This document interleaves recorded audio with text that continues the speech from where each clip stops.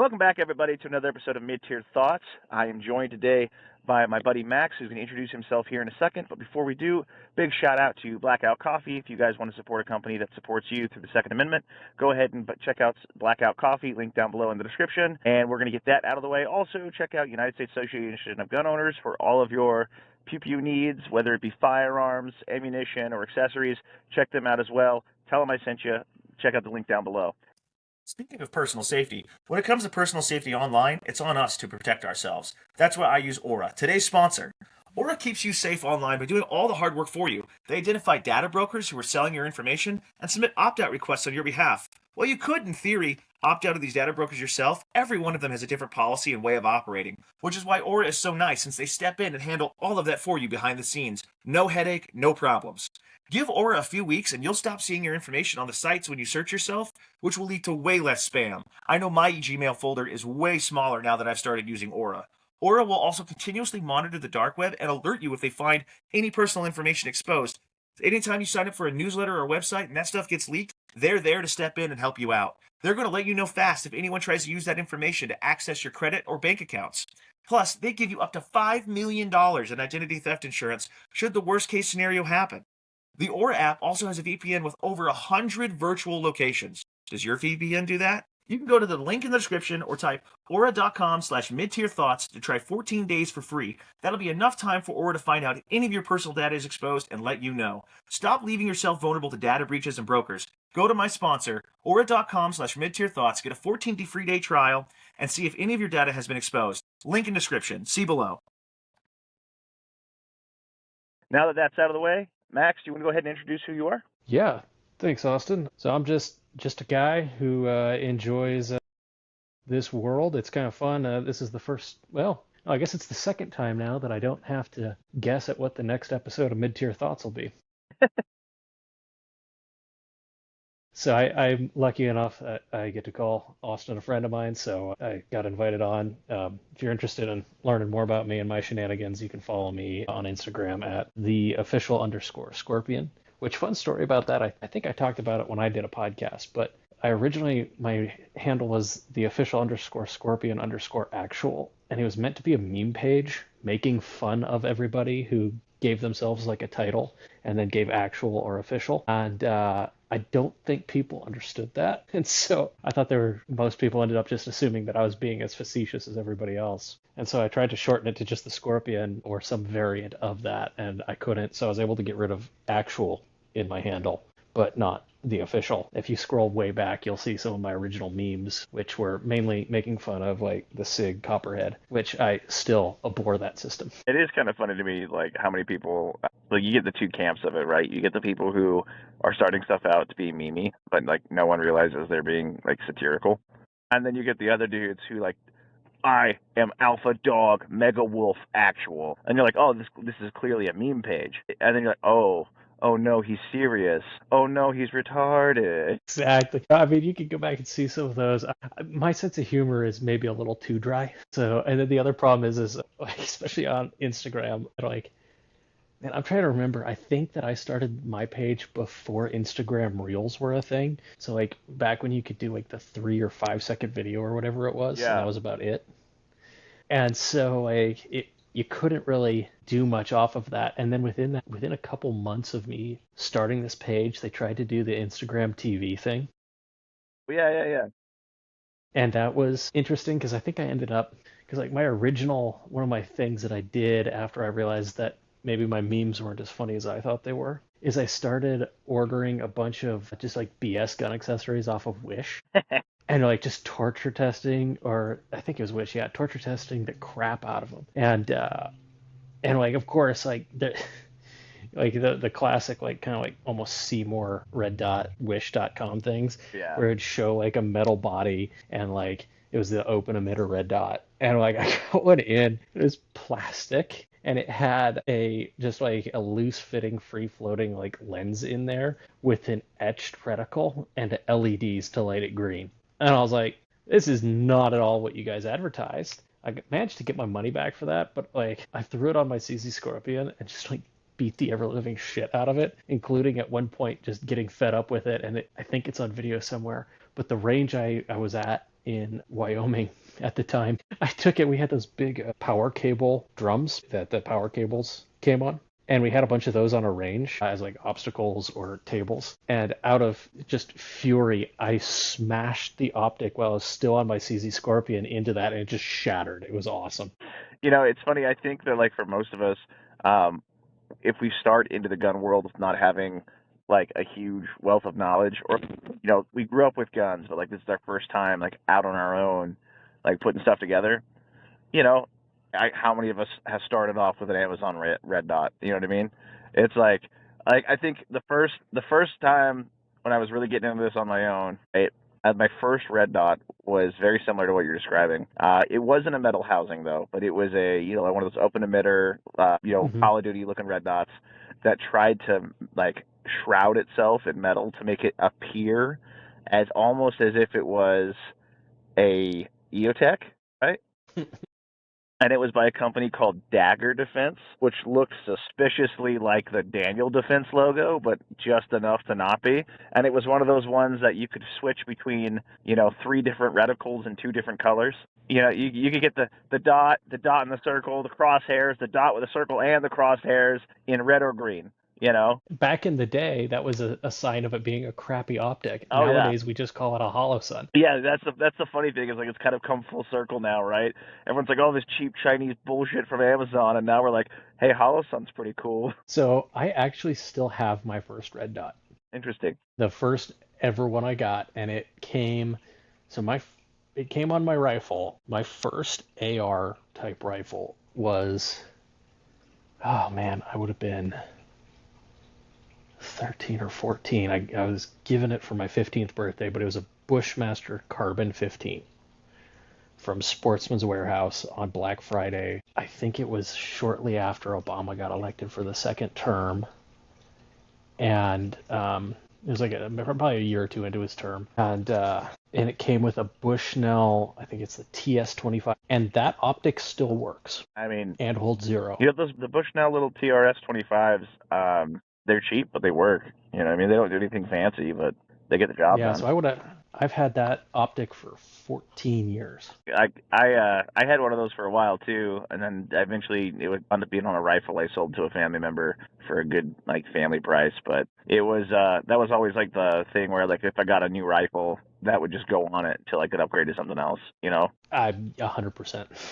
I've done that many times. But yeah, so with that, let's kind of lead into our main topic here. So with this, whatever time you're listening, this is recorded a couple days before the 4th of July, and we're coming up on, my math is bad, but I think 249 years. Next year is 250, and so My brother in Christ, it is a day before the 4th of July. okay, well now it's July 3rd. Okay, so we're coming up on almost 204, or we're coming up on 249 years of America. And kind of wanted to just talk about we like what does it mean to be like what does it mean to be an American? What does America mean to you? Like we talk about people talk about like, oh, this isn't what America is, or that's not what America's about. And we say that, we don't necessarily explain it. And I think I've got a couple examples to kind of describe what to me America is, or at least should be. But that's kind of the topic I want to broach here is, when we talk about this, like what is it that America is? And I'm curious too to hear from our listeners in other countries what you guys think of when you think of America, what you guys think of as what America is or what it should be. Because I've talked to a few of you guys and it's mixed results and it's interesting to hear. Yeah, I mean, that's kind of what we wanted to dive into. And I'll just kind of lead off with my thing is to me, America, not only, yes, is it a geographical location, but to me, the idea of America it's just that. It's an idea, right? It's not necessarily a certain people group. It's not necessarily a certain, race, creed, color, religion, whatever, but it is a set of ideals that would, no matter your background, if you believe in these ideals, you are American, right? If you believe in these ideals and, you're believing in America, that to me is what America is. Like, obviously, yes, we have a geographical location and borders and such, and I get that, but I think the more important part is what America is as an idea. Yeah, I think that it's definitely interesting because as far as countries go, we're still one of the younger countries. Yeah, absolutely. I mean, even if you go back go back to just like the Pilgrims, you know, like Yeah, we're still, even if we're pushing it back that far, we're still super young. exactly. I mean, and like, yeah, you can make the argument that the current entity that is Russia, right? It's younger than us. It came after the USSR, but it's all following that lineage. Whereas And it's that's really interesting with the US, right, where we can trace our lineage back to a specific start point, right. essentially, where it became a nation.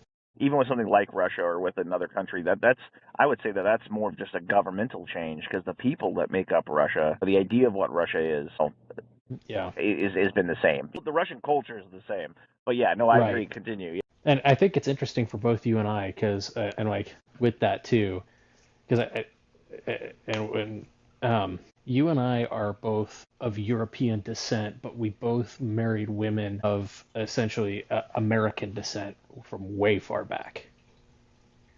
And so it's really interesting because I think you and I probably have maybe a little bit varying opinions being with our in-law families. And seeing just some differences. But at the same time, I'm not sure. So I'm very what we would call American culturally inept. So I'm from Alaska. I grew up in Alaska, and we are very different than everywhere else. Right. Well, and that's the thing too is it's like, especially for anyone outside of the United States, I think sometimes it can be hard for people to grasp like the real size of the United States. Like you overlap it Yes. with a map of Europe, and we dwarf it, you know.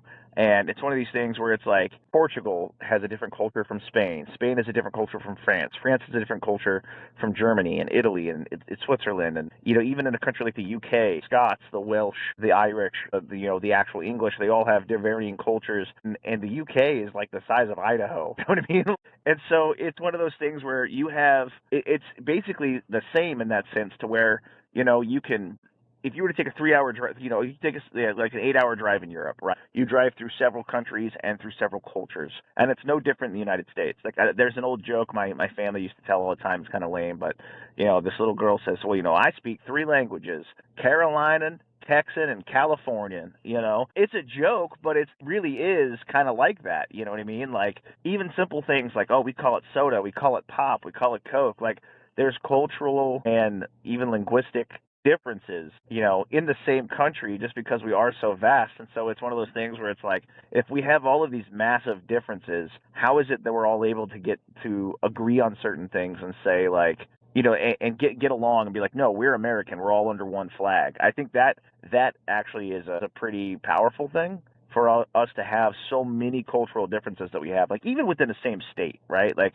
I'm in Idaho now. I was in Washington before. In Washington, you've got the east-west divide on either side of the Cascades, where you've got, Seattle on one side culturally, and on the other side, you've got, a bunch of rural land, basically, a bunch of farm towns. And Yeah, I experienced that in Wyoming. Our east side was a bit more of the cowboys, and then you go to the west side out near Jackson, and it's a lot more like Seattle and Wyoming. yeah, you're up in Alaska, so I'd imagine it seems to me like, you've got the Anchorage area, right? And then you've got everywhere else. Yeah. Yeah, that is true. It's interesting. So I went to college in Anchorage, and yeah, I don't know. So there definitely are subcultures there, but it's more just like pace of life things that Right. are different, Well, and that's your biggest thing. I would say even the pace of life plays into culture. You know what I mean? Like Yeah, if you take someone from a hick town in eastern Washington, like where I went to high school, if you take someone out of Davenport, Washington, that has like 1,200 people tops, right? And everything's closed down at 9 o'clock, right? Especially yeah, on a Friday night during football season at 7 p.m., everything is shut down except for the gas station because everyone's at the game, right? And you were yeah. to take that person and throw them into the more bustling city life of like downtown Seattle, it's a bit of a culture shock. It's completely different. Yeah, and that's yeah. So like, and again, I'm talking about when I'm talking about Alaska culture, I'm not talking about the entirety. I'm talking about the road system Sure, for the sure. most part, where you can drive to. I've spent time beyond the road system, and yeah, so like even is it last March? Not this. So March 24. I was out in Nome for a case I was working on, and I'd never been out there, and it was still a culture shock for me. Not huge, but it was still just like, okay, this is a very different pace of life, and it was fun because I showed up to the courthouse, and the courthouse there shares a building with the bank. I was there for a little bit for that hearing, and then I had a trooper pick me up who was on his off time, and he picked me up in a side by side, and we drove around town in a side by side in March in Nome, which is still pretty much the winter. Iditarod came in like the next day, and it was interesting. And then like these are aspects I didn't see, but working with this particular trooper, talking to him of like things that are the norm out there in Nome are just like bizarre everywhere else. So Nome is right along the ocean. Nome out on the Seward Peninsula, not to be confused with the city of Seward on the Kenai Peninsula. It's been settled for thousands of years by Native Alaskans, and then during the gold rush and all of that. But they just will randomly have skulls wash up on the beach. Human skulls, because that was part of the issue that I was dealing with, was actually there was an issue regarding a stolen human skull from an agency, and so that was just a weird thing that we were dealing with. And like half the time it's like, well, over half the time it's some old grave that was washed out, and the tide ended up bringing the skull back in. Maybe about a quarter to a third of the time it's somebody who went missing sometime in the last 20 years. Sorry. So you were talking about being on the road, sis. Yeah, and then I was talking about Nome. I had to go out to Nome for a case I was working on, and then showed up out there, took a small plane out there, got out there at probably 7:30 in the morning. Went to the courthouse for a little bit.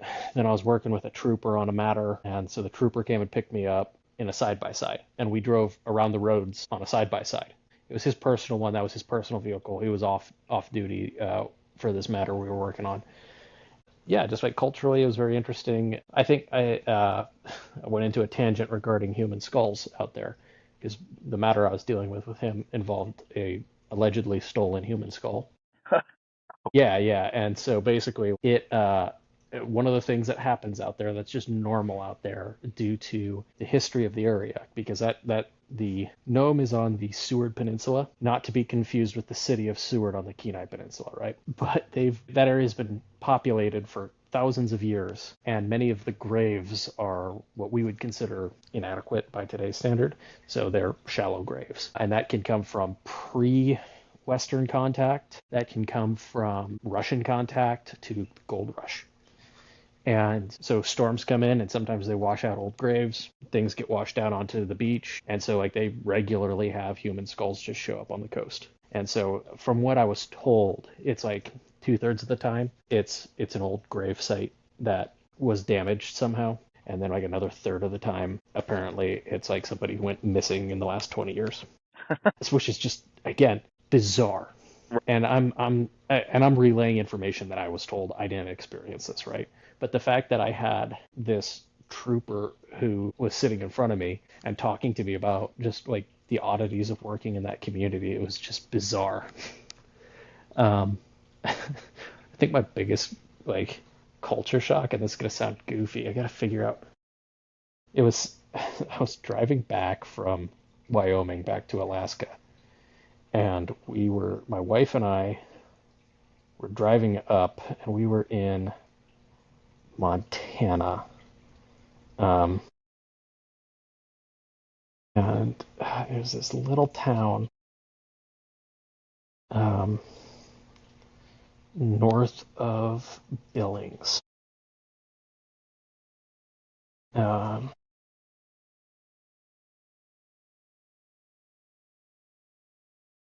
a second.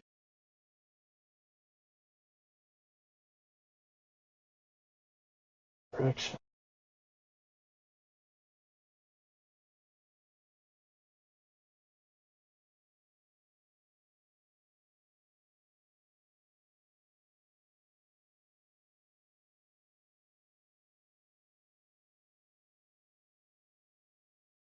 Yeah, okay. So my biggest culture shock was in this little town in Montana called Harlowtown. Not Harleton, Harlowtown. I definitely thought you were saying Harlot Town, and I was like, hell yeah. Harlowton. Sorry, I misspoke, but there is this. So we'd left Wyoming that morning and just went on the road, and we were trying to get up to Great Falls, but by the time we got up that just north of Billings, we were like, all right, it's time to end it. I stayed at this little motel called the Corral Motel. Super seedy little place, but I think it was like $60 for the night. And I was driving a U-Haul, and I had my pickup truck on the back on a trailer. And what was nice about that is that I it was easy for me to get my pickup on and off. So if we needed to do anything when we got to where we were going for the evening, I could just roll the truck off and drive that instead of driving the rig. And that we knew that morning when we were getting up that we were going to be crossing into Canada. And it was the first time I'd ever had this happen. And so I used to live down in Kansas, right on the border with Missouri. My house was probably about 500 feet from the border of Missouri, or as they call it, Missouri. And then we were probably about an hour north of Oklahoma. So I've been to some of these tiny little towns out in the middle of nowhere. But Harleton, or Ton, however you pronounce it, right? That morning, like, I rolled my pickup off the trailer because I wanted to do a final sweep, make sure there were no bullets or anything left in the rig in case they decided to inspect. And with that, I decided to go into town to go get breakfast for my wife and I before we began our final inspection. And so I just go to the grocery store because there are no little coffee huts or anything. So grocery store is the only place aside from the gas stations. But whatever, I wanted to see this little town. I was here, right? And it was May, so summer had really began at that point. Beautiful little area. Walk into the grocery store, and again, I'm kind of your typical white guy looking, about 5'10", 200-ish pounds, beard, and beat to hell baseball cap, all this. Walk in, grab what I want, start going to checkout, get to the one open checkout line, and it's like 8 a.m. And there is a national park ranger ahead of me, and she's talking with the cashier, and they're just making small talk, very friendly. But I can see all the other staff are just like leering at me. And it was so weird. And I get up to the cashier to buy my breakfast sandwiches and juice and coffee or whatever, and they would not make eye contact with me, would not talk to me. It was just bizarre. And like, again, like these are all like here quintessential small town Montana, just more pale than I am type people. I was like, what the heck? Apparently you guys really don't like outsiders. But yeah, see, and that's the thing is, it's like the thing that gets me that I think is kind of cool about like America with this though is like you can have someone like in a small town like that, right? And someone in New York City, LA, San Francisco, Houston, Dallas, whatever, right? And these major metropolises, and we're all part of the same thing, right? And we're bringing and yeah, we have our differences, and there's things we disagree on with certain things, whether it be politics, religion, certain things like that. But we're all able to like agree, for the most part, to like a certain set of ideals that make us the same, right? And it's interesting to me, like when that we're able to do that as a country, and again, we're a very large landmass, right? And we're something like 380 some odd million people. And the thing that gets me about that is, for me, the ideas of like what makes someone in America is that because like demographically that's changed so much. It's not. I don't see being an American as like you have to be you're a person of European descent, right? I don't believe that that's the case at all. I believe that like our country was never founded necessarily just to be for that. It was founded as an idea of like everyone can come here, and as long as they believe these things, that they can become an American. Belief in our Constitution, a belief in ultimate freedom. But yeah, it's a belief in the idea of the Constitution. It's a belief in the idea of freedom, and the sense that having a small regulated government that's answerable to the people, a belief in our systems of our laws and our justice system, and the kind of the laws we've agreed on to keep things running, right? And basically kind of the idea of the dream of the founding fathers. And that if we can agree to that, then we can say like, yeah, you're an American, right? And with that, you see like people from all over the world come over here. Some do it illegally, but most, the good ones come here legally and go through, years and years and years of process and paperwork to become an American citizens. And I think like for me, like one of the greatest examples I think of showing somebody like this is what it really means to be an American. There's a guy on Instagram, or a couple actually, that I like to follow, and it's I'm sorry if I'm butchering the name, but Miam in Miami, or Miam in Cuba, something like that. And, basically, it's a Cuban couple who they were able to get out of Cuba and into the United States, and it's followed the guy's story of how he got out of communism, right? And the dude is stoked. Like he gets his American citizenship on one of those, and he's like super stoked about it, right? He's like praising God, jumping up and down. Everything is fantastic. Like, he goes out to his first barbecue place and tries steak for the first time, loses his mind, right? He's like, he gets his first paycheck. He's stoked about it, right? This is a dude who like, he's lived on the other side of what things could be. and he sees how good things are here. And I think that sometimes as Americans, we have been spoiled to the point in the sense that like we are the most powerful country in the world. We're separated by two oceans. We haven't fought a war on our own soil outside of the Japanese taking two Alaskan islands. We haven't fought a war on our own soil. That was a brutal fight. I can't remember the exact numbers, but it was close to 10,000 casualties. I had to throw that one out. But yeah, You're- outside of that, because I know someone out there would be like, well, actually, but yeah, outside of that, we haven't fought a war on our own soil since the Civil War. You know, we don't have any enemy rival like on this hemisphere. You know, yeah. we No true rivals. right. You know what I mean? Like we have pestilence, but yeah, but I mean, like if Mexico really wanted to, we could own them in a day. Canada could get taken over by the Girl Scouts.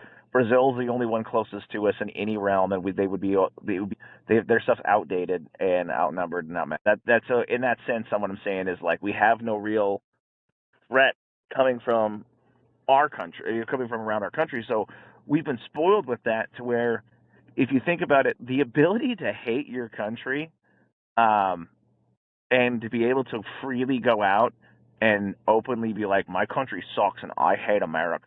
Like, you know how well you have to actually have things to even, like, not just politically have the ability, but to have the fucking time, like, yeah, to know that, like, you are paid enough, fat enough, fed enough, you know, and and taken care of enough for you to be able to go out and then protest the fact that you have all this shit. You know? right. No, 100%. And so so I know you've been overseas. I've been over, and we've talked about this, like, where we've been.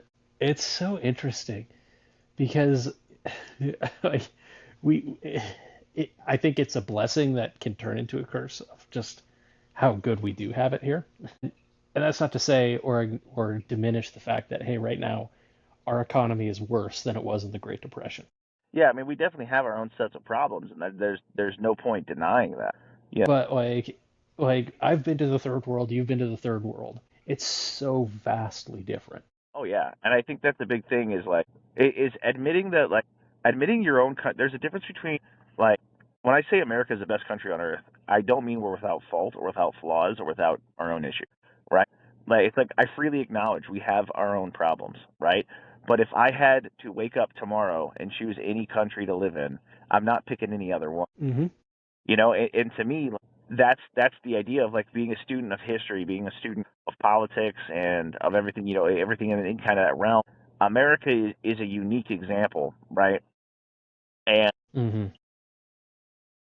we really have changed the world. The things we've contributed to the world have, in my opinion, been a net positive overall. Have we fucked up on a global scale before? Absolutely. What country had it? My thing is like I think as a whole, like the things we've been able to provide and contribute from a historical standpoint, like we have a massive amount of medical breakthroughs, scientific achievements. Fuck, we put a man on the moon. All right, we're the Mm-hmm. only country to do that. You know, like this is what I'm saying is like we we are a nation to be proud of, right? Even if you don't like current politics, current administration, whatever, right? These people that come out here and say this shit like, "Oh, America was never great," or "Oh, America's this, that, blah, blah." You're telling me in 250 years almost, you can't find one thing, you can't find a single thing to be like, "Hell yeah, we did that." You know what I mean? Yeah. Like that's what I'm saying is it's like, look, I don't care how much of a lefty commie piece of shit you are. There's at least one thing you can find about America that you can like. There's at least one thing. Yeah. No, 100%. Um, and there, yeah, but and yeah, there are aspects of our history to be celebrated. There are aspects to be studied. Um, but at the end of the day, I agree with you. This is where I would want to be because, and I think it boils down to like so much of what it was, I think, founded on was personal responsibility. Yes, there's a big thing out there right now where people have this idea that there's freedom without responsibility, right? And Hmm. I would disagree that is the case because freedom without responsibility is just anarchy, right? And it's just Yeah. everyone do whatever you want. There is no law, and that's not what this was about. It was about the idea that you have this freedom, and in exchange you have a cultural responsibility to uphold these freedoms and to take care of your neighbor. Right? Yeah. Okay. With that, I'm going to go on a bit of a faith rant. of Oh, like you want to see what freedom without responsibility looks like. Look at the American churches. mm, okay. So my time overseas and in third world countries was with the persecuted churches. The little petty squabbles between the church on the north side of the road and the south side of the road don't Right. exist there. No, they look out for each other. That is again kind of goes back to that idea of privilege in that sense of where, like, you have the freedom to worship however you would, right? So we're Yeah. so protected in that regard that the Catholic guy, the Protestant guy, and the Orthodox guy can all talk smack on each other, right? And I'm argue not back even and I'm not even talking that. I'm talking, you've got the north side road, right, I don't know, we'll just say Baptists, and the south side road Baptists. yeah, And they can't stand each other. right, like exactly. But that ability, Yeah. you have the freedom. Like you're so well protected that you have the ability to hate on each other instead of just being like, hey, it doesn't matter what we are, they're going to try to kill us anyway. Yeah, yeah. Guys, there's a patrol coming up the road Yeah. and they're planning on going into the buildings. So what are we gonna do? No, that's a good example. That it really is a good example of that. And I think I think a great example too of the idea of the freedom and responsibility. Kind of an example that hits kind of close to home with this is that I'm sure everyone has heard by now that like on the tail end of June we had that incident in Coeur d'Alene, Idaho, up here where no one really knows why, but this 20-year-old kid, started a fire to lure in firefighters and then opened up on them.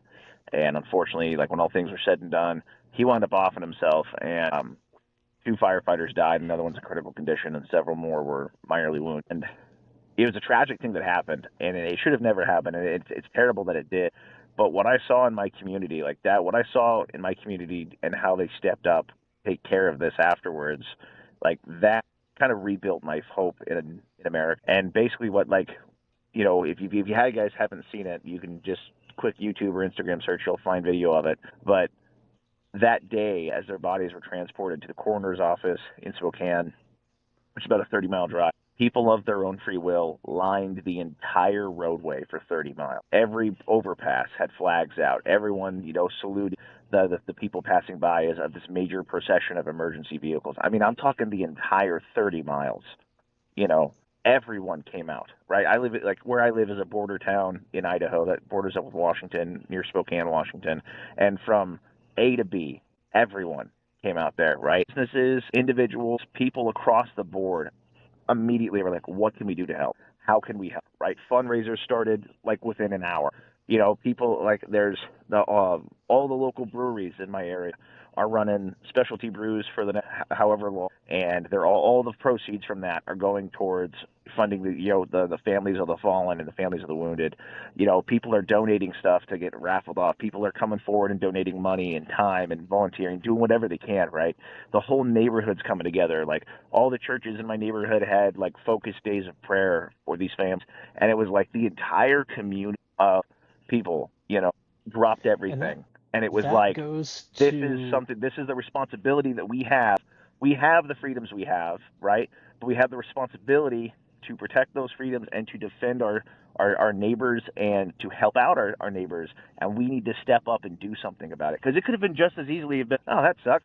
You know what I mean? But it was like, it was a personal responsibility to take care of those who took care of them. right. And so like that goes directly to like we were just talking about earlier, like okay, you want to protest something and you have the ability to go out and do it. Not only do you have the right, but you have the practical ability where going and doing that thing isn't going to hurt your standing in any way. And so this is, again, it shows kind of the same thing on the flip side of the coin, that you have the ability to go and this community is willing to donate their time, to just show up to honor the deceased, to run all these things, to maybe go out and buy an extra beer or two, to because it's going to support the families. And the ability to do that is really incredible, and it highlights kind of what I would say the spirit of America in those darkest days.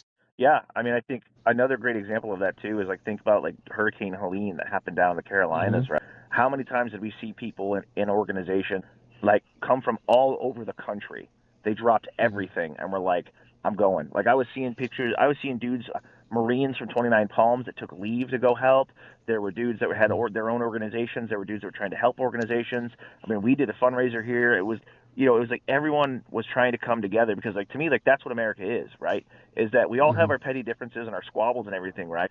But when someone kicks us in the, like when life or somebody kicks us in the teeth, we fucking drop everything and we take care of our own. I will never forget how unified it felt the country was after 9/11, regardless of the end result of that or what may have occurred that day. And I was young then, but I remember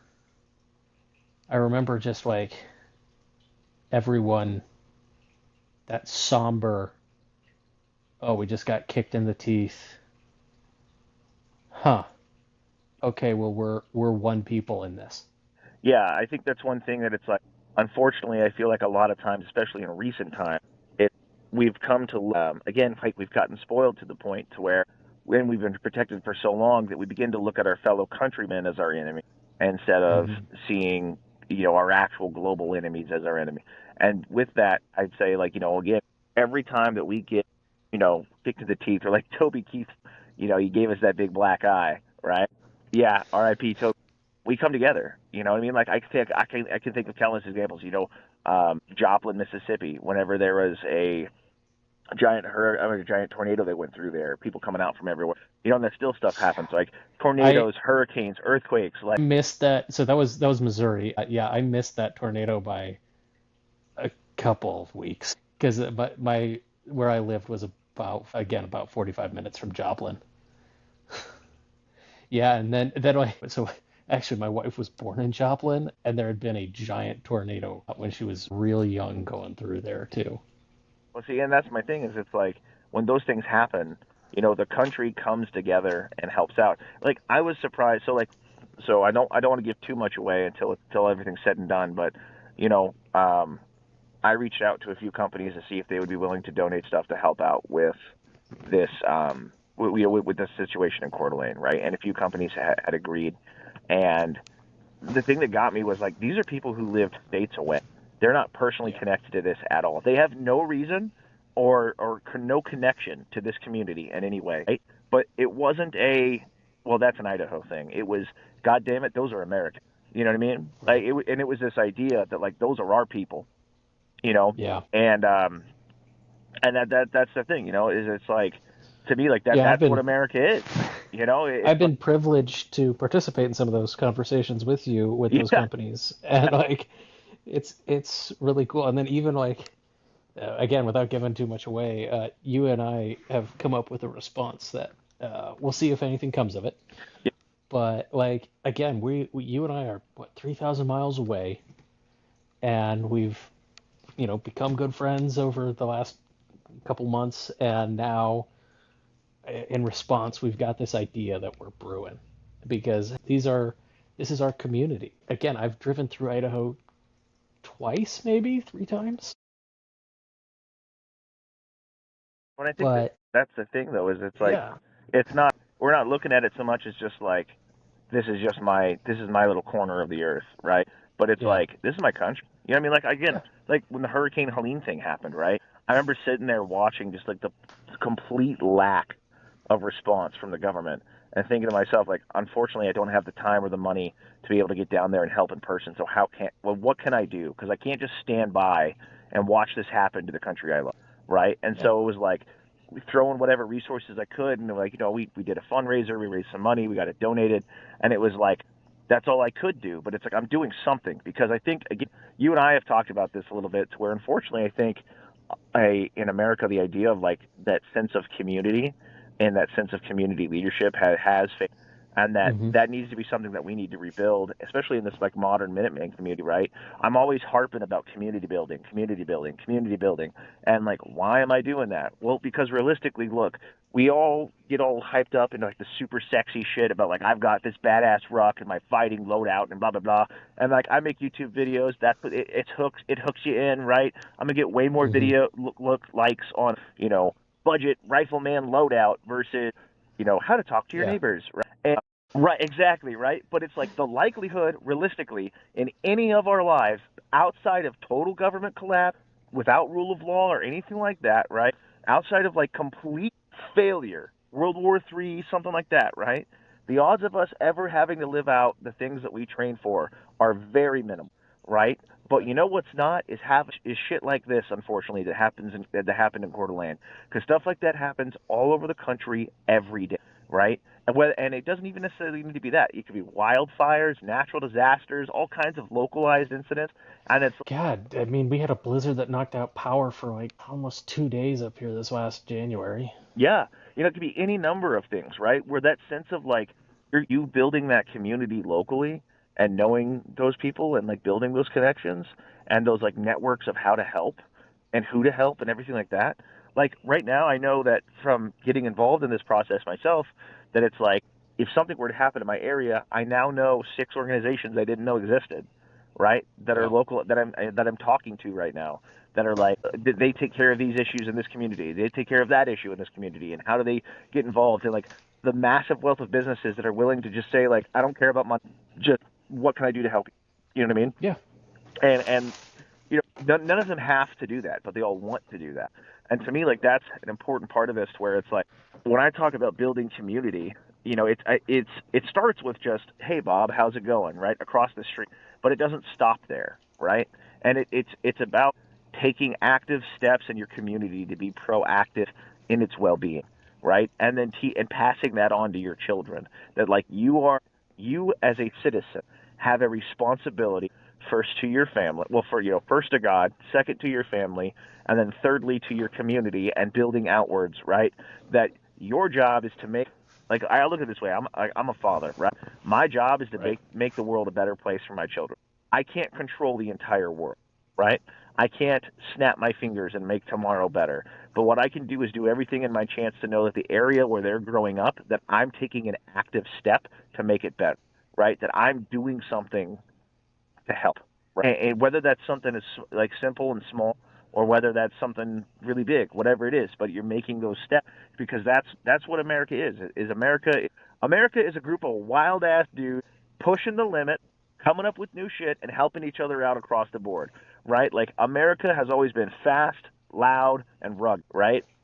That's who we Yep. are. Like the idea of like the cowboy spirit and everything. It's funny that we talk about this because I'm rewatching Hell on Wheels right now, and I'm thinking to myself, I'm like, man, America really was built around like like at least the western half, like around the idea of the railroad. Right? Mm-hmm. And okay, little sorry side tangent going off here. I was talking to a European friend of mine about how families will have multiple cars, things like this, right?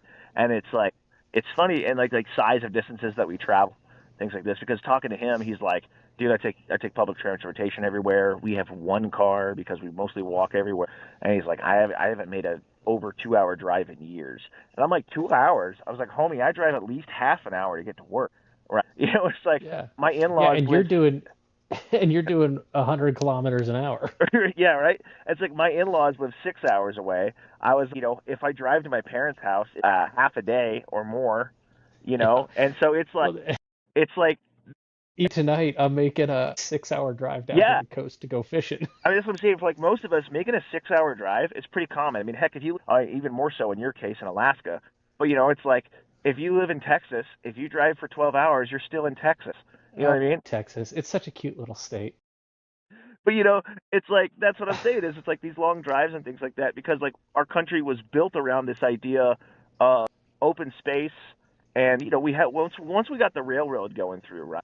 We're connecting Yeah. all these massive untamed wilderness, all this massive untamed land.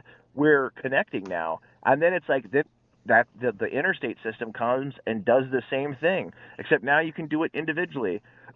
And it's like we connected all of these wildly different groups of people, and somehow we figured out how to unite them all together. I mean, think about Sorry, culture shock moment thing. The interstates, when I first encountered those as like on my own adult, not on vacation, like visiting family members who were driving me around, that was a culture shock. yeah, yeah, 75 to 85 mile an hour speed limits. yeah. My little four-cylinder Tacoma can barely hit, 80. When I think it's awesome to me that like as a country, right, we can have someone from L.A. and then someone from Nowheresville, Minnesota, Hmm. And these are both Americans. You know what I mean? Yeah. Wildly different people, wildly different culture, but at least hope on the optimist side of me, they agree at least on the idea of who we are and what we're about, right? We might have differences in the sense Yeah. of certain politics or policies or things like this, but when it comes down to like the core of being an American, you know, and it's like when we look at it, the back up too, it's like I know people are always, oh man, we're so politically divided, this, that, or the other. We've always been politically divided. That is not a new thing. This is not some new phenomenon, right? Maybe the cultural leans of those politics might be, but like as a country, we have always been politically divided. We were politically divided from the start, right? I was like, hell, that's why we had a civil war, is we just never fixed that. Well, I mean, the Constitution is not actually dated 1776. Isn't it 1781? Yeah, because the Articles of Confederation didn't quite work. Do you remember We what had to win Ben the war for. Franklin? Yeah. Well, do you remember? So yeah. Well, so I gotta. It's been a while since I did the exact history, but after for the first couple years after the Constitution, I'm trying to remember. We were originally governed by the Articles of Confederation, not the Constitution, and then later went back and created the Constitution. That being said, oh, where was I going with that? Oh, yeah. Talk about political divide. Do you remember what Ben Franklin pitched as our national bird? The turkey. Explain. That's all I know. Okay, I fair remember enough. that there was discussion, or at least like it was an internal joke that he may have been offended by the bald eagle. But you have to remember that Ben Franklin was also significantly older than most of the people who signed the Constitution. But yeah, no, like you, and I just remember reading that he was adamant about it being a turkey and did not want the eagle.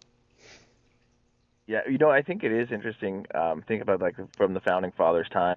If you think about just going from 1776, right, and moving forward, and like you said before earlier on, we are a very young country. Even if we just go back to just like the Pilgrims, we're an extremely young country.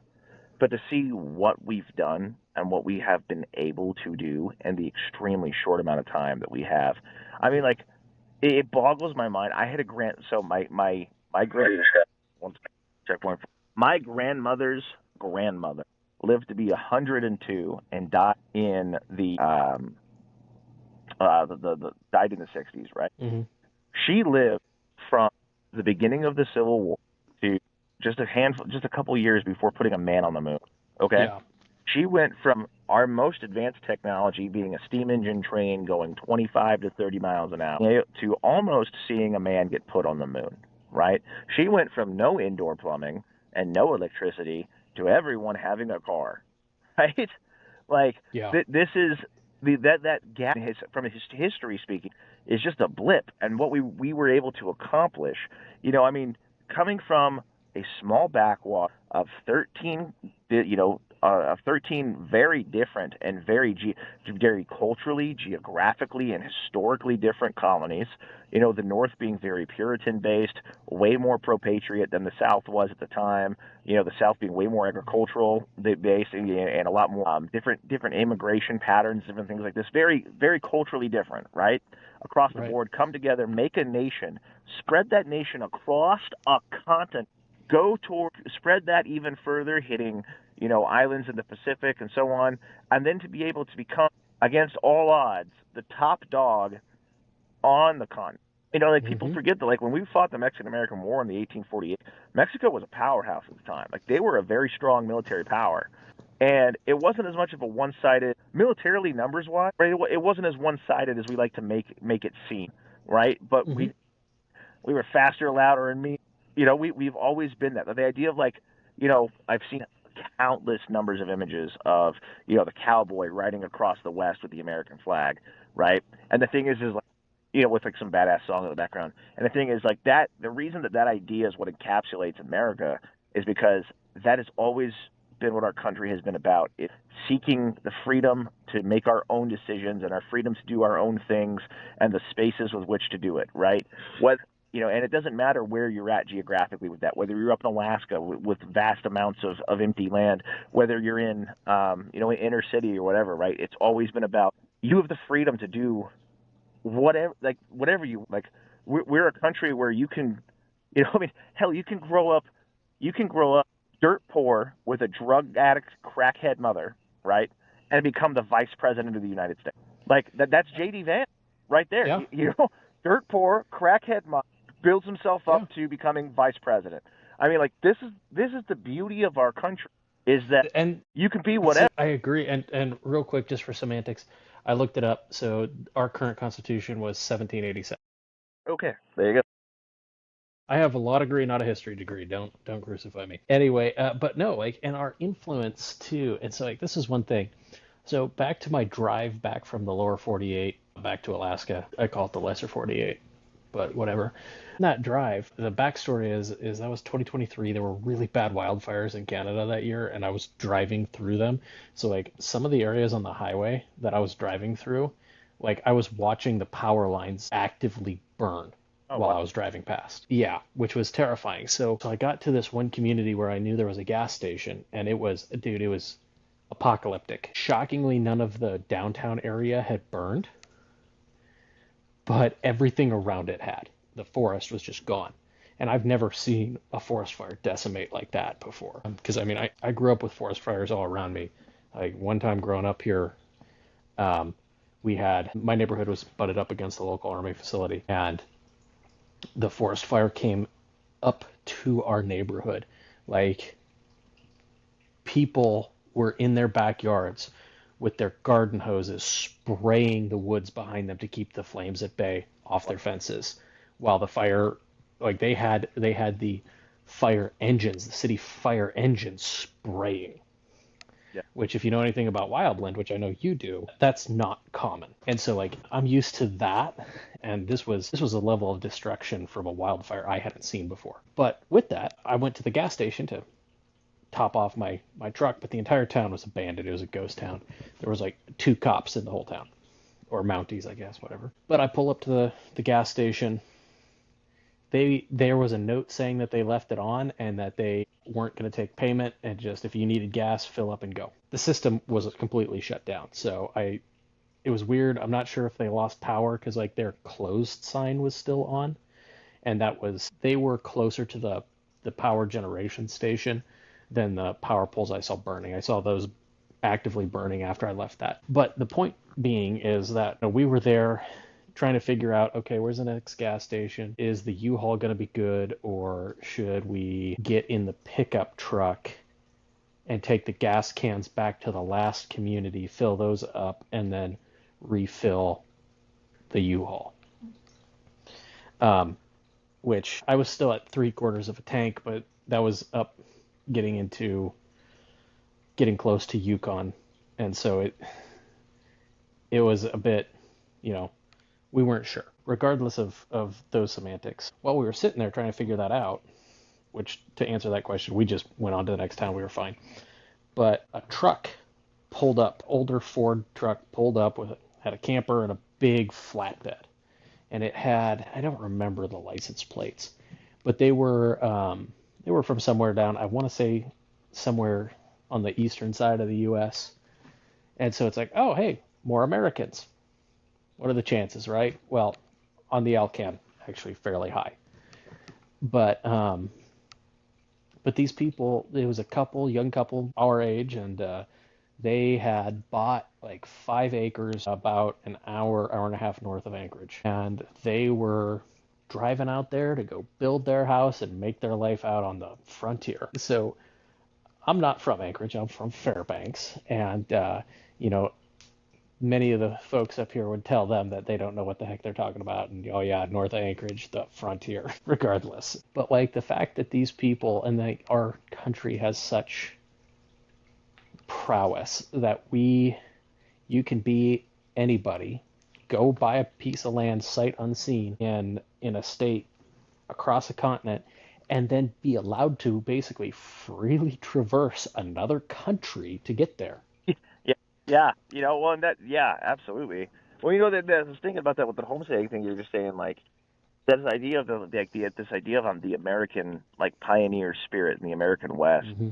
It's like this idea that you can just literally go do whatever. You know what I mean? Like nothing is going to Hmm. stop you. You can build like the thing is like that's one of those things where I hate when people are like, "Oh, you stole the land, you steal it." No bullshit. We showed up to an empty land full of people with Stone Age technology, and we built a civilization. We built a Yeah, modern day civilization from scratch. I will take the point of on the East Coast, especially if you look into it, there's a lot of screwy stuff that went on with the native tribes. I'm not saying we didn't do anything bad.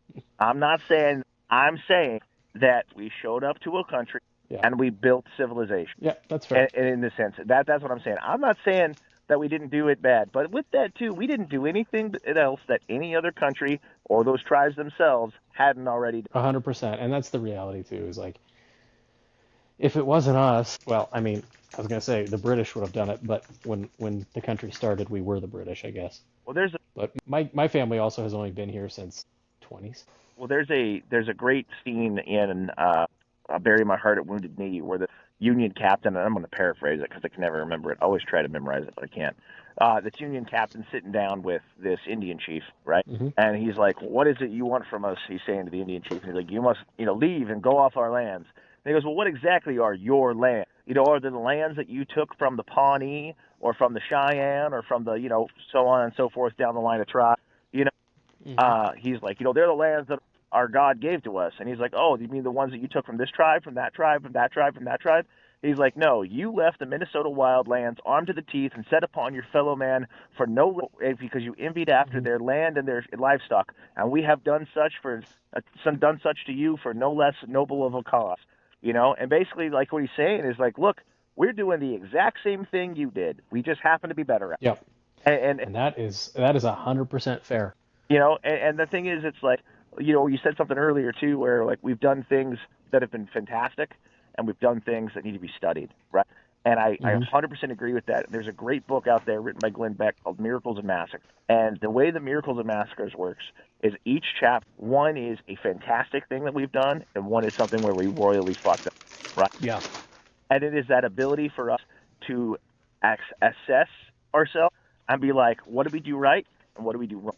And with that, you have to have like an honest, open conversation about our history, because on one hand, to be a real patriotic person, it does take a level of scrutiny. You can't just be like, we've never done anything wrong ever, and I can defend every single action we've ever done, because we've done bad things, right? That's a true statement. What I mean by that is like we haven't always lived up as a country to the ideals that we have espoused, but we have always made progress to.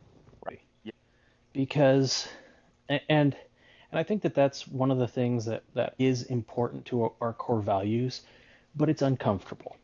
And so the reality is that we have all done things that are good. We've all done things that are bad. And being able to genuinely reflect on the negative that we've done and accept it makes us better. And accepting it is, it's funny. One of the things we always said, with the ministries I was involved with, is the hardest person to forgive is yourself. Yeah. Yeah. And so, and I think that a lot of like what we're getting at with even like divide about, oh, we really screwed things up here and there and that. It, I think a lot of that is as a national identity, learning how to look at that and forgive ourselves for that while also not forgetting it. It's like, so you mentioned you're a father, right? And so there are things that you want to model for your children. I'm also a father, and there are things I want to model for my child. One of the things right now is like he has a real hard time listening and deliberately chooses not to listen. And so today there was an incident when he was at his school and that he got in a bit of trouble for. And so this evening we sat him down and had a conversation with him. He's finally old enough where I can have that conversation. And basically we had to talk him through this of like, hey, you did something wrong. Doing something wrong has consequences.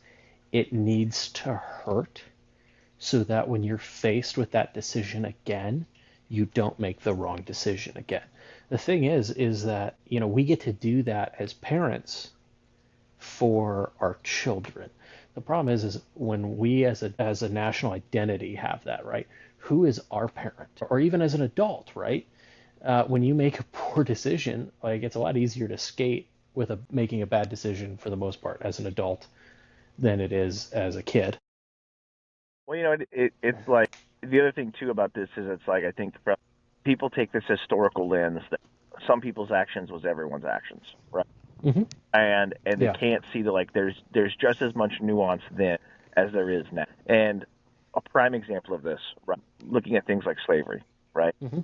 Some Oh yeah. some of the founding fathers had slaves. Some of them were adamantly against. They were abolitionists even in their day, right? And we came up with the Three-Fifths Compromise, and it's sometimes it's taught as this like, oh, they were less than human, blah blah blah. But really, what it was, and I'm not trying to degrade from that for anybody, but really what it was from the northern perspective was the Southerners are trying to get more political agency by saying, well, if we're going to give representatives based upon our population, then we need to count our slaves. And the northern argument was, you said your slaves were prop. So either one, you have to admit that they're people and give them because that's how this is going to work, or two, you have to admit that they're property because if you're going to, and they don't Hmm. count because if you're going to include property, then I'm counting my sheep, right? And so the idea was three-fifths was the compromise to keep the country together, but not give the Hmm. South as much political power to avoid the slavery thing, right? And there were people there from day one, like especially in the Puritan circles in the North, there was always people who were radically against the idea of slavery. And it took, 80 some odd years for that to come out and eventually boil over. But there was always people who were against it. And same thing with every step of the way that we've always had people that were like, no, this is not Yeah. right. And our government unfortunately has made some bad calls. But I think of things like this where I see when I think of like America, I think and like how good America is, I think of certain things like you have well, you look at World War II as a great example, right? Because this is where we see the most examples of this. So in World War II, the military is still heavily segregated. Okay, Yes. so you have groups of military members that are separated basically by race. And I'm going to throw out a couple quick examples. First off, you have the 444th Battalion or 444th Division. I could be getting the numbers wrong on that, but it is the all Japanese American division that was pulled out of the internment camps. Which, first off, like that's a part where we failed, I think, as a country. We took a loyal American citizens and said, "You might be traitors because you look Japanese, so you're going to a camp." And then we had the audacity to show up there and say, "You guys want to fight for America?" And to a man, like they volunteered in droves, right? Like these were Yeah. people who loved the idea of their country so much that even when we treated them like shit, right, and treated them like the enemy, they volunteered in droves to prove their loyalty and to prove how much they loved their country, right? And they were one of the most awarded military units in American history. I did a report in college, taking an elective class, a Chicano history class. My report was on Medal of Honor with Hispanic Americans, right? Hmm. And it was just time after time after time of like, hey, we're being discriminated against, but you know what? We're going to show them we're just as much Americans as they are, right? Hmm. Same thing with African Americans, with every cultural group that was like we looked down upon at one time or another. Every step of the way, it's like World War II is a great example of this, where we see like these massive heroic actions from people who, by all modern standard, we would be like, man, why would you stand up to fight for them? Like they treat you like shit, you know? Hmm. But they were like, I want to prove to them I'm just as much of an American as they are. You know what I mean? Hmm. And it's this idea of America and this idea of what that means to people and what it is meant so much to people across the board that even people that were being treated as lesser than at the time were willing to fight and die for what they thought America would be and what they thought it could be because they believed in it they believed in it and they believed in what it could be, not necessarily what it was at the time. And I think that's a Right. really important thing with that is that like we have a set of ideals, like I brought up in the beginning, of where we should be, and we haven't always lived up to that. In the same sense that like we all have the idea of who we want to be as a person, right?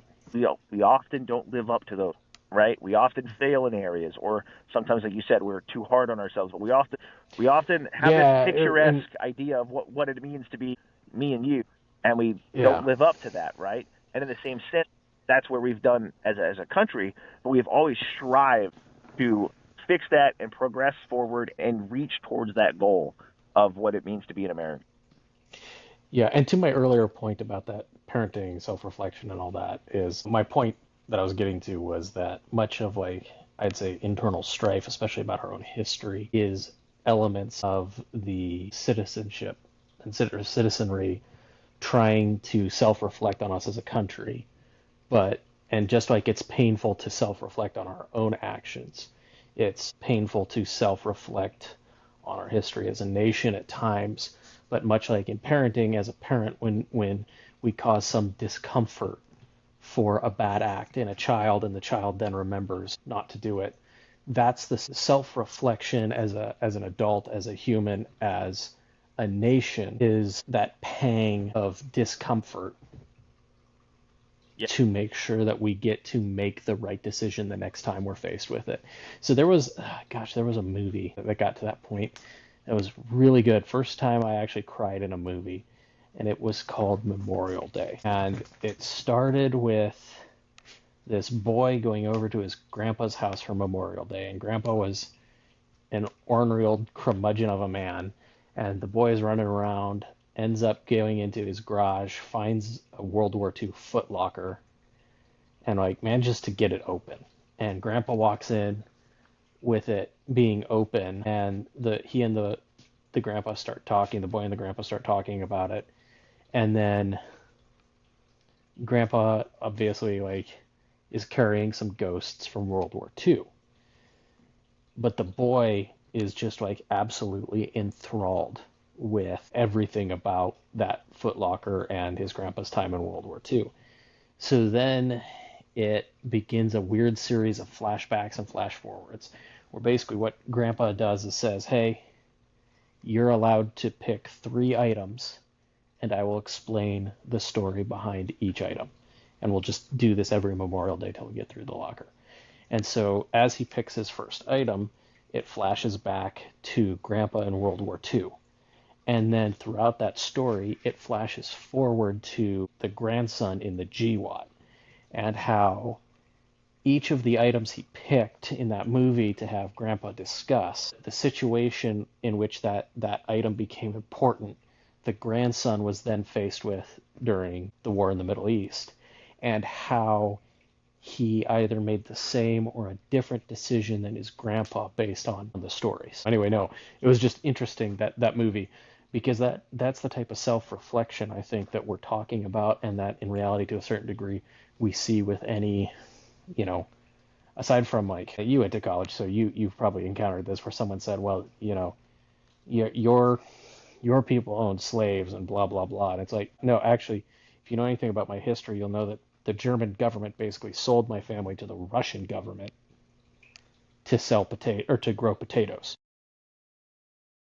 You know, well, and that's the thing too, is that there's this unrealistic expectation out there that somewhere on the planet there is a country that has never done anything wrong ever, Yeah. and that we are comparing ourselves to an impossible standard, and that it is important that we admit our fault, right? Because when we mess up, we need to make sure we don't do that again, right? We need to make sure, like, this lesson learned, we messed, we've paid our penance, let's move forward. Like, for me personally, one of those things is, like, slavery is abhorrent, and I understand that, like, yes, there are countries in the world that still continue it on even to today, but wait until the 1860s for the Western modernized world was kind of we're pretty late to the game to get rid of it. So just throwing that out there. But, like, that's one of them, right? But it's like, but then we also fought a war that was the bloodiest war in American history to end that, right? Mm-hmm. And we're one of the only countries to have fought a war against ourselves for somebody else's freedom. Mm-hmm. And that, I think, is worth celebrating. The fact that there was hundreds of thousands of people who were willing to put their lives on the line to free somebody that they had no connection with, right? Yeah. Like, I think that speaks of volumes. And I think, again, if we look at, we've kind of harped on some of the things like where we need to reflect, but like looking back on the other side of the coin, the things that we've done fantastically, the things we've done amazing, like the cool things about America, like, dude, we built a railroad that spanned a continent. We made the trip. Mm-hmm. We made the trip from the East Coast to the West Coast go from 6 months to 7 days. Like, that's And then we invented huge, airplanes. yeah, that's what I said. We had a huge feat. We invent airplanes, completely revolutionized the way of travel. We invent, with Thomas Edison, Nikola Tesla, all these different people, we invent things like the telephone, the radio, like all these different modern technologies that we have today. You have the invention of Hollywood, well, not the invention of Hollywood, but you have the burst of Hollywood onto the scene, producing movies, and American culture spread throughout all over the place.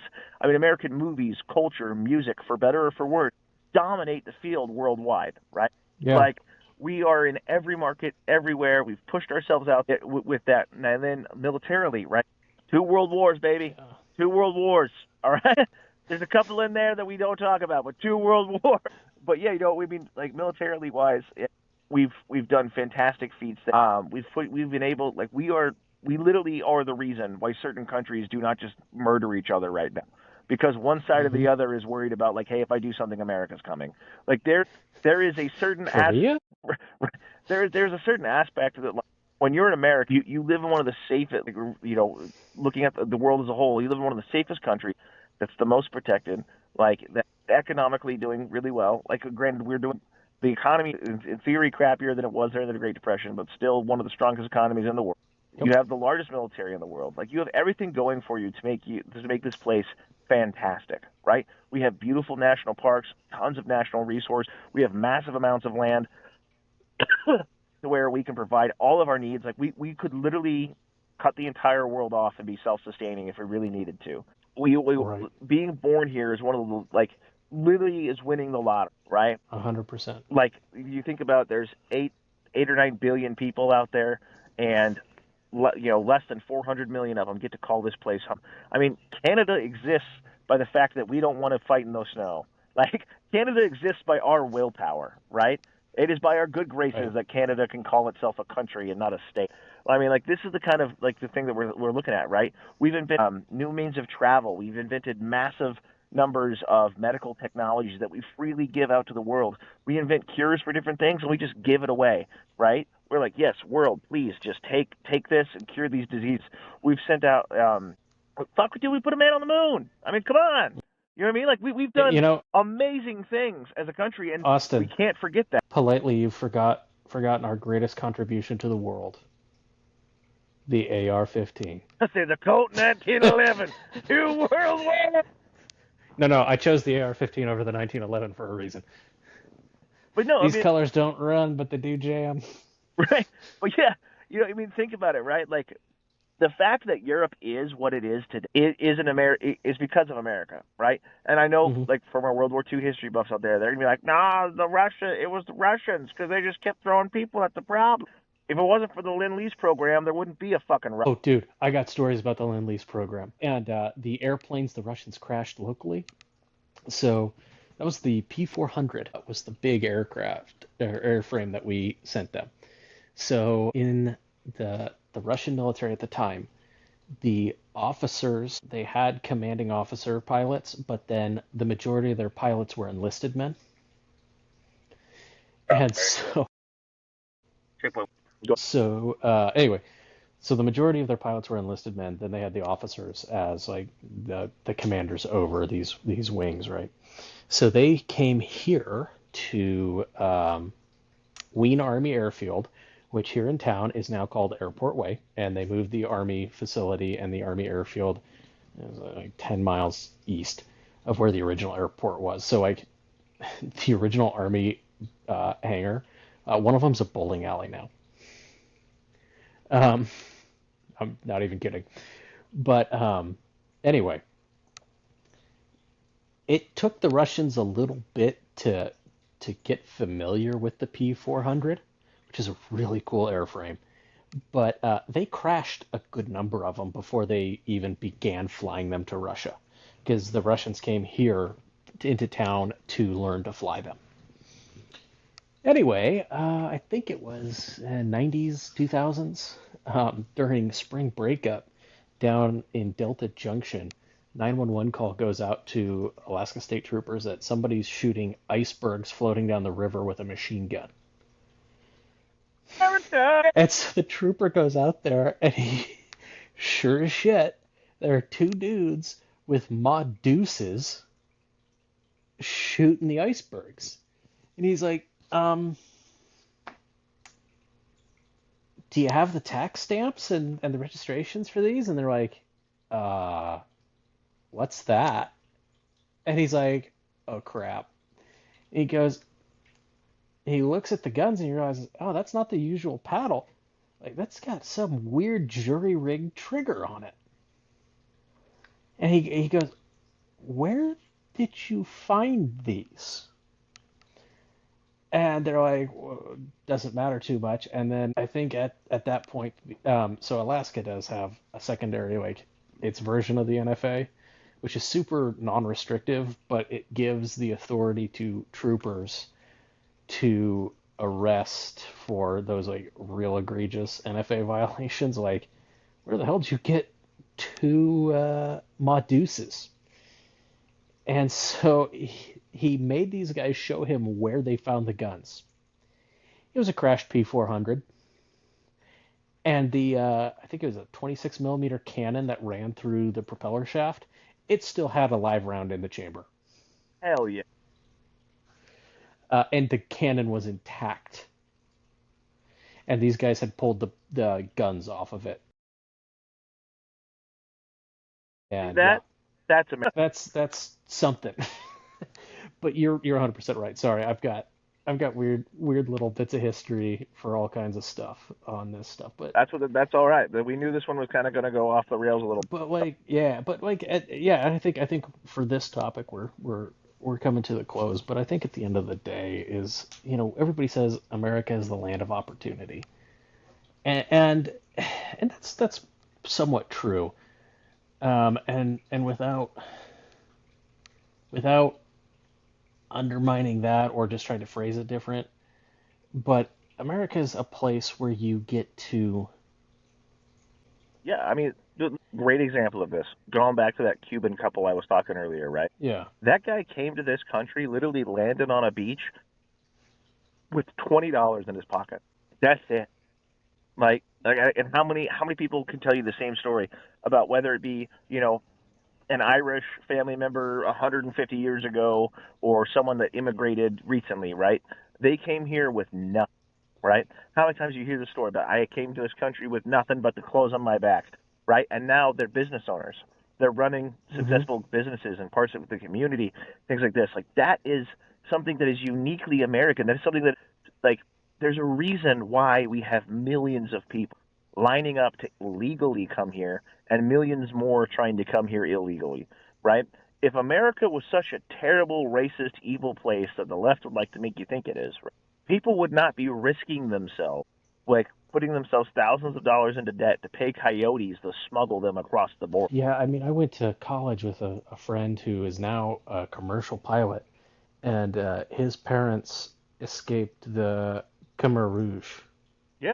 Um, and I mean, yeah, and so his dad was a professor, and they were coming for him, and they escaped to America, which, yes, his parents are significantly older than my parents, but regardless. Um, and so they escaped, came here, and now he's a commercial pilot here in the state for a small airline, and doing quite well for himself. Actually, I ran into him completely unexpectedly on that same gnome trip I talked about earlier. I was going to my plane to get back home, and I was going through the hangar, and I saw him, and I hadn't seen him since college. And it was like, what are you doing here? um, but yeah, no, That's the thing, is it is really awesome to see that kind of thing. And I know, like, my experience, and I'm sure you had this probably the similar thing, like both coming in the military on that aspect of it. I think, like, the cool thing about that is, like, it's kind of a microcosm of America that you get to experience all at once, yeah, to where it's like you get the kid who you get two kids. You get the inner city guy from some major city, right? And you get oh man, yeah, Podunkville, Iowa, and they're best friends. You know what I mean? yeah. And it's Oh, like, yeah, never would have associated outside of that forced integration. yeah, But it's like you get to see, like, the best and worst, and it's like, but you get to see, like to me, it's like that's a microcosm of seeing what America is. It's like all these different yeah. groups of people coming from wildly different groups of life, coming together for one common purpose and like uniting in that, and that it's not a matter of who you are or what you look like or who you voted for. It's a matter of what you believe like America is in that sense, right? And that's the thing is that like that's what I think we need to remember is that America is an idea. It's not a certain way that people look. It's not a certain way that people vote. It's not a certain way that people outside of the idea of like as long as you have the ideals that we discussed earlier, right? A belief in the Constitution and what it stands for, a belief in that everyone's getting that fair shot, not equal outcome but equal opportunity. Yeah. As long as you have that, the belief in the Constitution, as the founding fathers had this idea of freedom and this idea of like this limited government that's in charge, where the people are in charge of it. Like then you're in America. Yeah.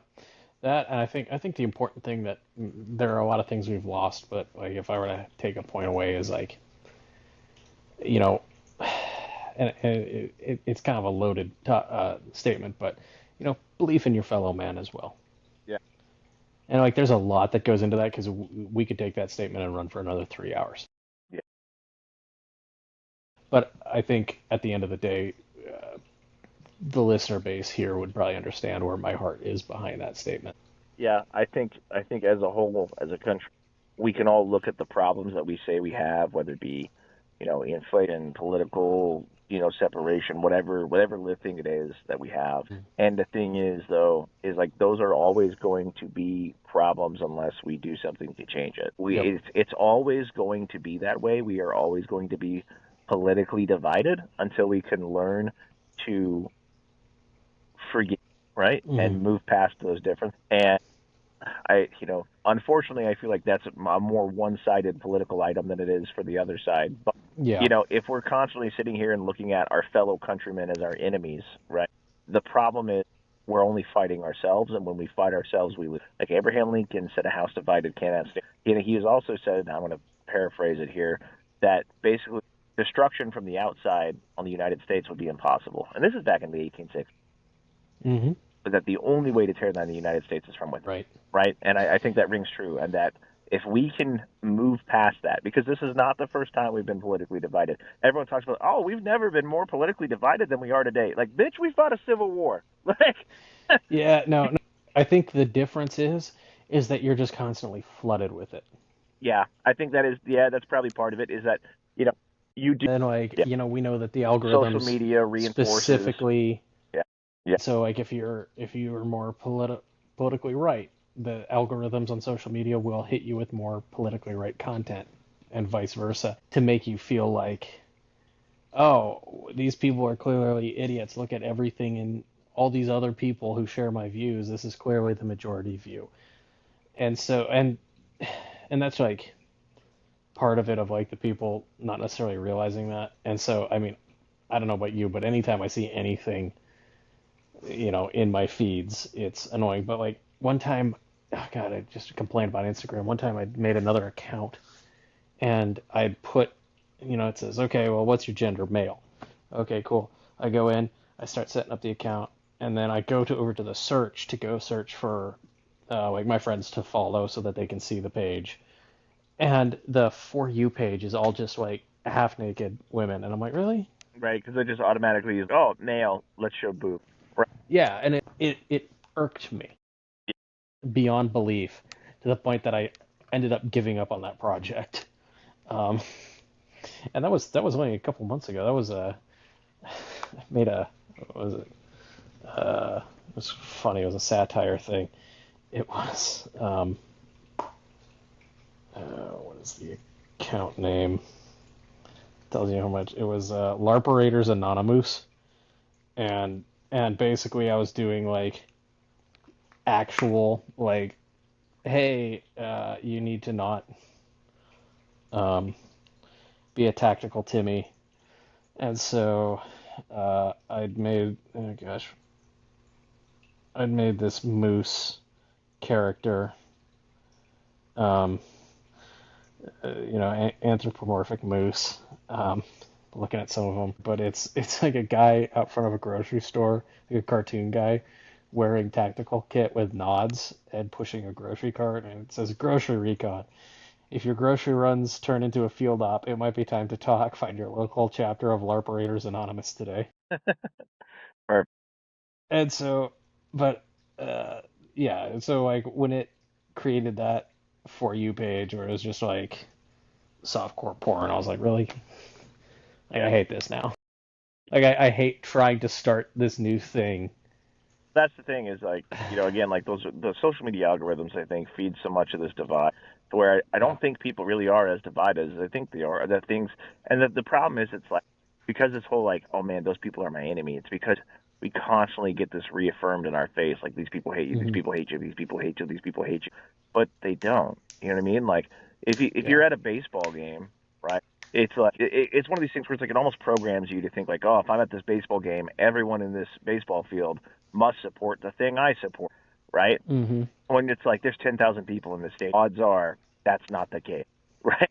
And Yeah. it's like odds are there's a variety of left, right, middle, center, not affiliated across the board, right? And like that's the beauty of America is that we get to be all of those different things, right? And that Yeah. in theory, right? And again, in theory here, the ideal version of this is that we can say, "That's cool, dude. You got you, I got Yeah. me." Like that's the beauty of it, right? Yeah. You want to do gay shit? That's on you. I'm not into Yeah. that. You know? And that's completely fair. And like, I mean, that's one of those things where that I think I truly don't understand because I see it on both sides of the field. Is the idea that if you don't agree with me on this one topic, we can't be friends. Like, and I get it if like that one topic is your entire personality. But like for me, so I'm not just a gun guy. Like that is my main thing, I would say. Um, but I enjoy playing video games. But like my other like big hobby, and it's goofy. I love saltwater aquariums. Um, I don't have a large one right now, but it is what it is. But there's a significant community behind that. And the reality is I've made many friends over the saltwater community and like sharing tips and asking questions and all of that. Um, that cool. Hey, we don't talk about guns. We don't talk about violent video games or faith. Now, being a Christian, I will always try to like poke you with it a little bit. But that's also that idea of like me just being responsible to my own. Well, But that's the thing about it too, though. It's like that's what America is it's like it's this idea that like you have your friends that are gun guys, you have your friends that are yep. saltwater aquarium guys. You've got different groups of friend group A, B, C, and D. Except Hmm. like we're except that it's A, B, C, and D are all living in the same house and all Yep. having to learn how to get along, right? Yep. Because the biggest thing about it, right, is whenever we find ourselves in a position where we're wishing for the downfall of one person or the other because we don't like when people are like, for example, I hated Biden the entire time he Hmm. was in office. But when he was elected and he became president, I'm like, I hope he does a fantastic fucking job because he's piloting this fucking plane, and if he fucks this Hmm. up, he's crashing us all down with him, right? Same thing. Trump's in office now. Exactly. I hope he does a fantastic job. I hope he's one of the best we ever have because if not, like this idea that like, hey, let's fucking sabotage the country because we don't like this one guy, you know, that's a bullshit plan across the board. That's like, hey, fuck the pilot, let's crash this plane. You know, like I hope he crashes so I'm Right. right. And the other side of that too, where people are like, man, I hope this bad thing happens so I can prove myself right. It's like, can we? Yeah, no, I'd rather not. Yeah, And it's like in leadership. Anytime you are being uh, you know, you're being replaced, succeeded by somebody else. Like the optimal situation is that your ceiling is their floor, right? So you're on a certain level and you want the work that you did to elevate the next person so that they can achieve even more. yeah. And you know what? I think that that's a good way to kind of start to wrap this up real quick. We Hmm. are about an hour and a half in. Is that the beauty of the United States is that we have a short history, but a history of exactly that.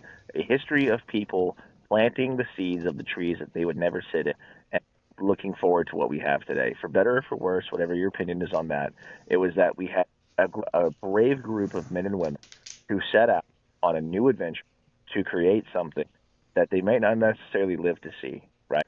And what they created was one of the most powerful nations on earth that has contributed massively to human society as a whole, culturally, scientifically, medically, militarily, whatever, across the board, right? That has become a symbol of hope to people all over the world. With that, guys, thank you so much for tuning in. Max, thank you so much for being here. We will see you guys on the Have a good one, everyone.